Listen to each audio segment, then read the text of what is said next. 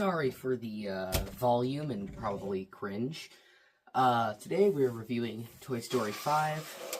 I know I'm a little bit late to this one, but I want to review every movie I see this year, so. Toy Story 5, the 5th entry into the Toy Story franchise. Okay, none of that. I liked the movie. And honestly, I'm not even gonna lie, it was kinda better than Supergirl. And a lot better than I was expecting. Now, I wasn't completely, cynical towards this movie. I'm not one of those, Toy Story purists who's like, it should have ended with 3, because 4 is a good movie. It's not anywhere near the best in the franchise, but I think it's a solid Toy Story movie that has some problems, in particular with the villain. If you just cut out Gabby Gabby entirely, it's a really good Toy Story movie, but then it just becomes a good Toy Story movie. I was expecting it to not even be close to Toy Story 4, and I think it's actually pretty good. And another hit and close in quality. Now, it's not really a secret that within the past couple of years, yes, Pixar has made some good movies, but it's been more misses, or not even misses, but just kind of not what they usually are. I'm not even gonna lie, I didn't bother watching Hoppers. I saw The Bride that day. I could have gone to Hoppers, and I chose not to. Then last year there was Elio, which I bet you forgot existed because it's forgettable and not really a good movie. Really, not consistent with Pixar's quality at all. Inside Out 2 is a banger.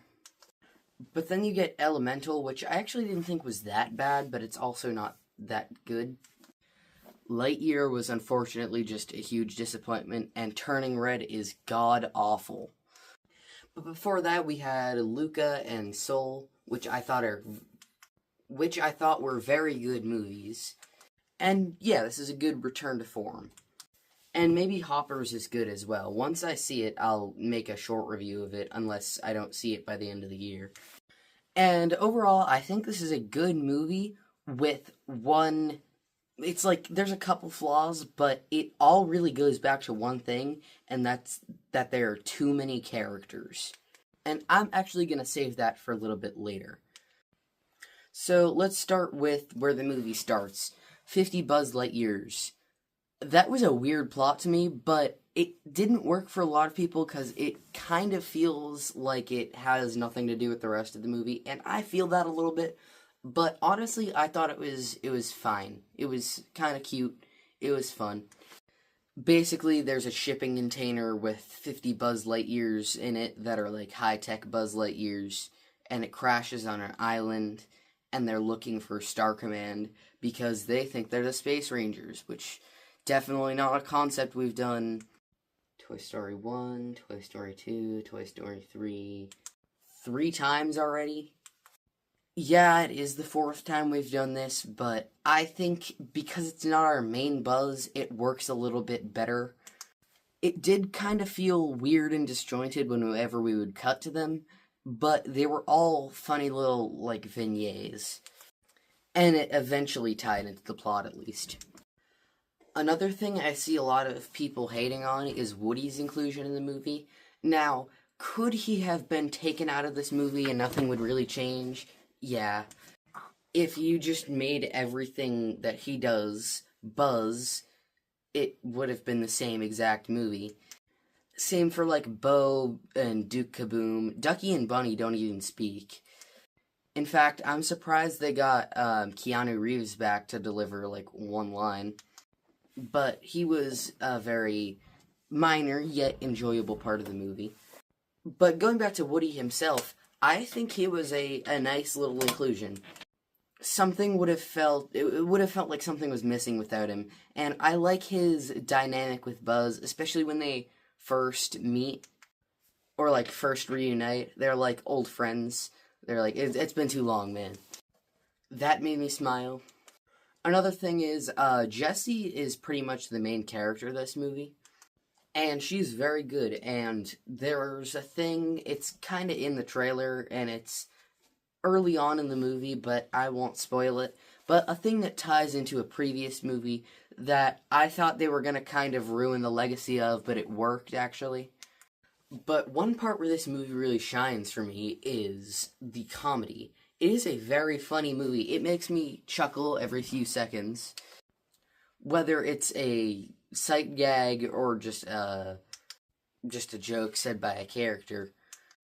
And the Jack McGack Chillest Guy Award that I decided I'm doing now goes to Bullseye. He was definitely the MVP of this movie. I honestly can't wait to the end of the year ranking video because I cannot wait to assign the chillest guy of every movie. But speaking of the characters, this is also where the movie is at its greatest, but where it's at its lowest. Like, the movie introduces a solid, understandable villain in Lily, that even if you don't sympathize with her, because she's an iPad, and you're very much on the side of the toys in the toys versus tech, you can understand where she's coming from because she doesn't want to just kill the toys. She wants to kill the toys because of Bonnie, because she thinks that's what's best for Bonnie. She just wants Bonnie to be happy. But it also introduces some lame side characters. So some people really liked the inclusion of the toilet trainer toy voiced by Conan O'Brien, who is probably high. Just a hunch. And there's also like a GPS tracker and a camera. Those were just super lame characters to me because it ties in with another issue, but it's all kind of the same issue. There is too many characters.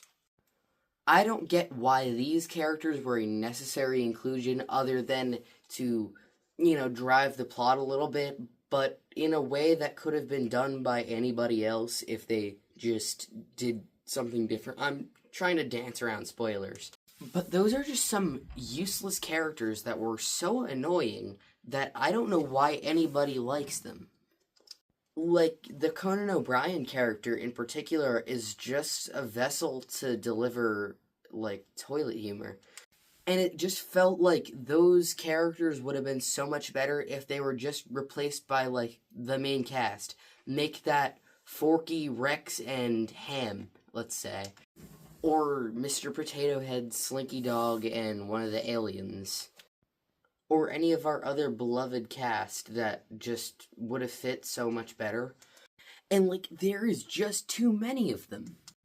And, from all of the movies, now in this one movie, there's Woody, Buzz, Ham, Slinky, Rex, Mr. Potato Head, Mrs. Potato Head, Bullseye, Jessie, Dolly, Trixie, Buttercup, Mr. Pricklepants, Forky, Knifey, Smarty Pants, Atlas, Snappy, and Lilypad.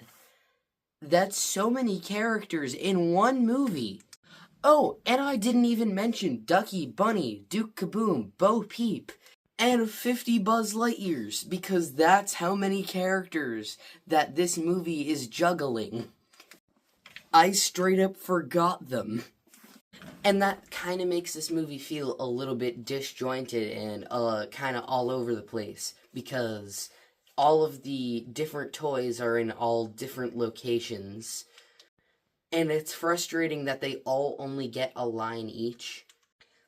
I miss when we would get more of the other toys, like Rex, Ham, Potato Head, and Slinky Dog. Or even, from the last movie, Forky, he's in it, he's not in it a ton. And with so many characters all trying to share the screen time, it might just be time to... I like the concept of toys versus tech. It's almost apocalyptic for the toys, and I think that's really cool. As always, it's Pixar. It always has the emotional element to it. Elio. Turning red. Lightyear. It sometimes has the emotional element to it, and it has it in this movie. There's only 2 of them, maybe 3 in the movie. But the imagination sequences where we see what's happening in the kid's mind when they play with the toys is actually really cool because they changed the animation a little bit for that to like a watercolor, and it looks very good. I wouldn't want that for like a whole Toy Story movie. I want them to keep the same art style, but that for those sequences is pretty cool. And I like this little arc they're going on with the like second trilogy. How Toy Story 4 was about Woody. It was really Woody's movie. This one's Jesse's movie. And I hope with the next movie it's more Buzz centric. I really want a Buzz centric movie. I feel like we never get like quite enough of him. Lightyear doesn't count. Can we all just agree that never happened? I mean, why would that be the movie that got Andy to fall in love with Buzz Lightyear? Weird kid. And it's really a movie that makes you just want to put away your phone and go play with toys. Overall, it's a little bit disjointed, like a little bit overstuffed. There's a lot of things happening into this movie. But it's still a good movie and a good addition to the franchise, and I like it. It has heart. It definitely has the funny. Good stuff. Honestly, better than Supergirl. And yeah, let's get into the stuff ranking.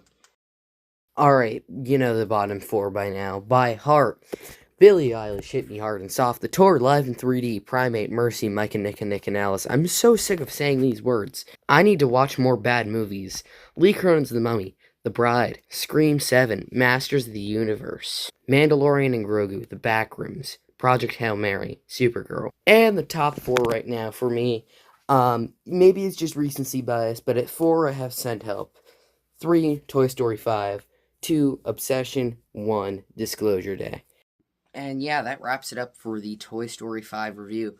Next movie will be, unless I see something in between that I post as a short, next full-length review will most likely be The Odyssey. I cannot wait. I'm so hyped for that. And then it's like some superhero movie after that. I don't know. If you'll excuse me now, if you'll leave me alone,